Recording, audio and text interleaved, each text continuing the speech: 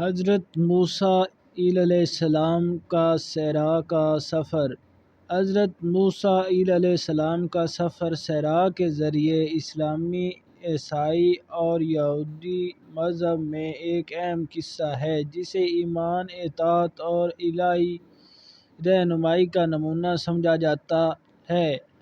اس سفر کو مختصر طور پر اردو میں بیان کیا جاتا ہے۔ مصر سے نجات۔ حضرت موسیٰ علیہ السلام کو اللہ تعالیٰ نے بنی اسرائیل کو فرعون کے ظلم و ستم سے نجات دلانے کے لیے بھیجا۔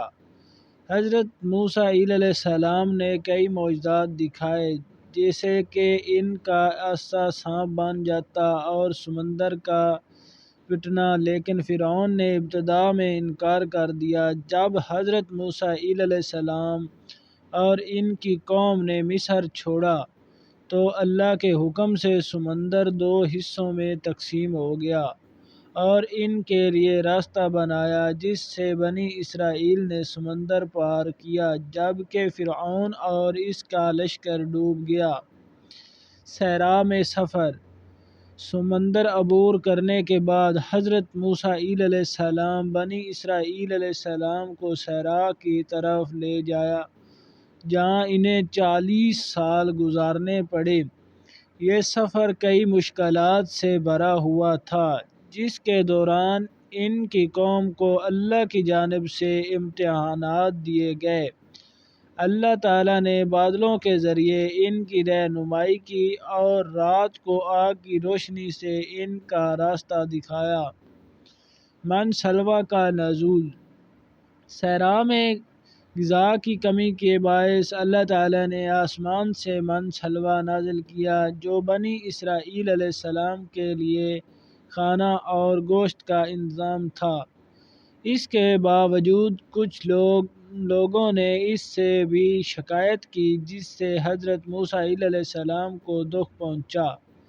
چٹان سے پانی کا نکلنا۔ سفر کے دوران جب پیاس شدید ہو گئی تو حضرت موسیٰ علیہ السلام نے اللہ تعالیٰ کے حکم سے چٹان پر اپنا عصا مارا اور وہاں سے پانی نکل آیا۔ یہ اللہ تعالیٰ کی رحمت کی نشانی تھی اور بنی اسرائیل علیہ السلام کے لیے پانی کا ذریعہ بن گیا۔ کوہ سینا پر طوریت کا نزول۔ صحرا کے اس سفر کے دوران حضرت موسیٰ علیہ السلام کو سینا پر پہنچے، جہاں اللہ تعالیٰ نے ان پر توریت نازل کی۔ توریت میں بنی اسرائیل علیہ السلام کی عبادت اور زندگی کے اصول بیان کیے گئے۔ حضرت موسیٰ علیہ السلام کے پہاڑ پر جانے کے دوران کچھ بنی اسرائیل نے بچھڑنے کی عبادت کرنا شروع کر دی، جس سے حضرت موسیٰ علیہ السلام کو غصہ آیا اور انہوں نے ان کے لیے بخشش کی دعا کی۔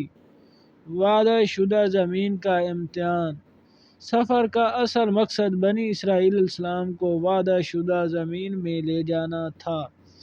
جب وہ اس کے قریب پہنچے تو خوف کے باعث انہوں نے اندر جانے سے انکار کر دیا۔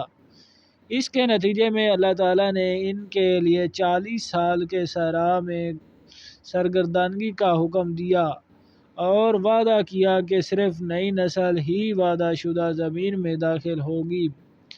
حضرت موسیٰ علیہ السلام کی وفات۔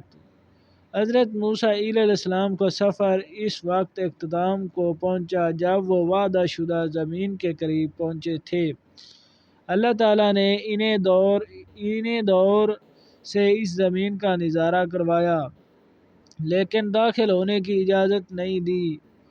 حضرت یوشع علیہ السلام نے ان کے بعد بنی اسرائیل علیہ السلام کو وعدہ شدہ زمین داخل کیا۔ یہ سفر ہمیں ایمان، صبر اور اللہ پر بھروسے کے لیے سبق دیتا ہے۔ حضرت موسیٰ علیہ السلام کی داستان ان لوگوں کے لیے ہدایت کا ذریعہ ہے جو